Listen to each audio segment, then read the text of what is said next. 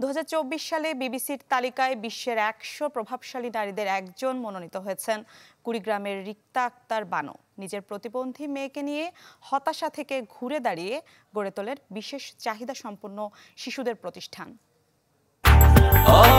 Breakfast, tiffin কিংবা snack টাইমে মজাদার আয়োজন মানে অল টাইম ব্রেড।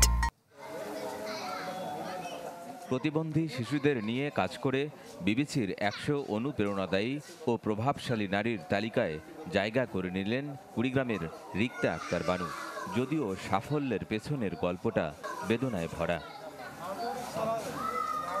সরকারি প্রাথমিক বিদ্যালয় থেকে ছাড়পত্র দেওয়ার পর প্রতিবন্ধী মেয়ের পড়াশোনা নিয়ে বিপাকে পড়েন তিনি।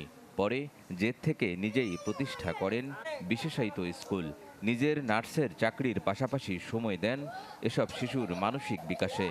আমি কোনো ব্যবসা প্রতিষ্ঠান করার জন্য এই প্রতিবন্ধী স্কুল করিনি। এখানে পড়াশোনা করে এখানে যদি তারা একটু কিছু করি খেতে পারে, যেমন আমার অন্যান্য বাচ্চারা অনেকে সেলাই ফ্রাই করে, অনেকে সেলাই মেশিনের কাজ করে, কেউ ফুল তোলে, একটু যদি সহযোগিতা হয় তাহলে তো কারো সহানুভূতি চায় না। 63 শিশু নিয়ে শুরু করলেও বিদ্যালয়ে শিক্ষার্থীর সংখ্যা এখন 3 শতাধিক, যা বদলে দিচ্ছে প্রতিবন্ধীদের নিয়ে সমাজের দৃষ্টিভঙ্গি। 2009 সালে প্রতিষ্ঠিত বিদ্যালয়টি এমপিওভুক্ত হয় 2020 সালে। এখন বড় চ্যালেঞ্জ আবাসন।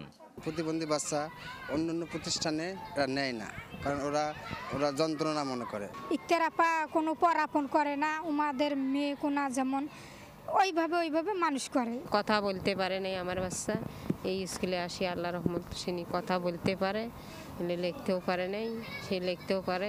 এখানে শ্রেণীকক্ষের অভাব, এখানে যদি আরও নতুন নতুন বিল্ডিং হয় তাহলে পাঠদান করার খুব সুন্দর পরিবেশে করা যাবে।